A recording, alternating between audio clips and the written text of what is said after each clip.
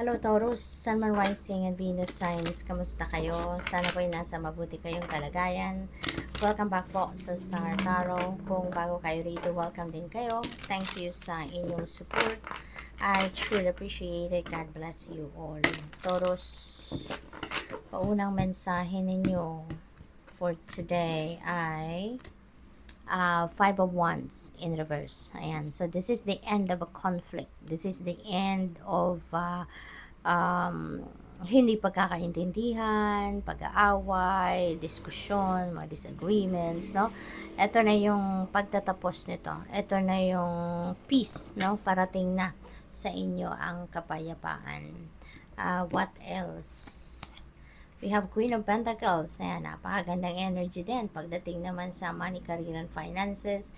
Kasi this is about wealth. This is about financial gain. This is about prosperity and abundance. This is about financial success. No? This is also a very nurturing and sensible and caring energy. Kaya maaring ang iba sa inyo, it's either kayo yung makakatanggap nito or kayo yung magbibigay nito, no? Kayo yung mag-aalaga, kayo yung nagmamahal, kayo yung nag-aasikaso, yung gano'n, no? You're very caring siguro, no? Sa mga tao na nasa paligid ninyo. Baka meron kayong, baka professionally yan ang ginagawa ninyo. Nag-aalaga kayo ng elders, ng children, yung gano'n. We have 8 of Swords in reverse. Ayan. So, this is also good, no? This is good.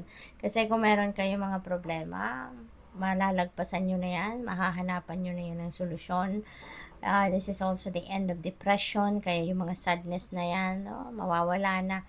Maaaring ito yung dati nagkukos sa inyo ng sadness, ng depression, ng anxiety.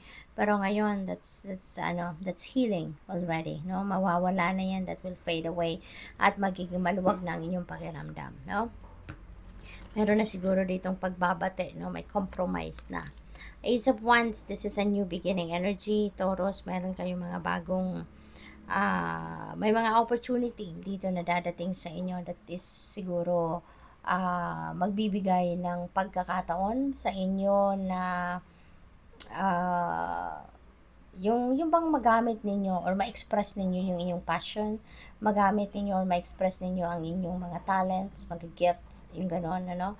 Kaya, ayan, you will be inspired sa ngayon, no? You will be, there is an opportunity dito para makapagsimula kayo ng bagong trabaho, bagong negosyo, bagong career, na maaring magagamit ninyo dito yung inyong mga talents, okay?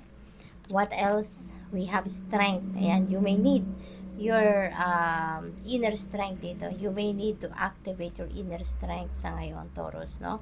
At ito ay maaaring dahil sa mga disagreements na yan na mararanasan ninyo, sa mga hindi pagkakaintindihan na maaaring na-experience ninyo sa ngayon. So, kailangan ninyo na magpakatatag, no? Dahil kailangan ninyong harapin ang sitwasyon na yan sa ngayon. We have five of Cups. There is sadness, no? There is sadness. Maraming sigurong panghihinayang, no? Baka meron kayong mga missed opportunity or baka meron kayong mga minimithi sa buhay na hindi ninyo nakuha, hindi ninyo na-achieve. Kaya masyado kayong nalulungkot. Marami kayong what if siguro sa isip ninyo. Meron kayong mga regrets, no? May mga kinalulungkot, dito, yung parang pinanghihinaan kayo ng loob for some reason, no, Taurus? What else? We have 5 of Pentacles, pero maganda rito kasi in reverse ito. So, this is about siguro hirap or difficulty sa inyong finances, no, na maaaring naranasan ninyo recently, pero ngayon maganda kasi malalagpasan nyo na yan. So maaaring meron ditong paparating talaga na opportunity with the Queen of Pentacles. Meron dadating na financial opportunities or financial blessings, no, na magpapaayos kumbaga or magpapa-improve ng inyong sitwasyon pangkaperahan, no? So there's going to be some healing happening, recovery sa inyong financial troubles or financial difficulties, financial problems, no? So, what else? We have a Queen of Cups in reverse. Ayan. So, may unbalanced emotions. Maaring nararamdaman si Taurus. Baka parang roller coaster ang nararamdaman ninyo, no? Merong sa ngayon, masaya-masaya kayo, feeling blessed kayo.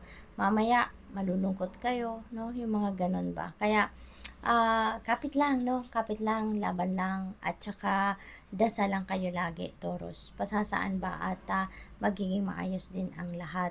Okay? Walang imposible, 'di ba, sa Panginoon. Anything is possible, everything is possible. Kaya lagi lang kayo magdadasal, always keep your hope and faith alive, no? At magiging maayos din ang inyong sitwasyon. You may need to do some kind of meditation, no? Para mag-ground din yung muli ang inyong sarili.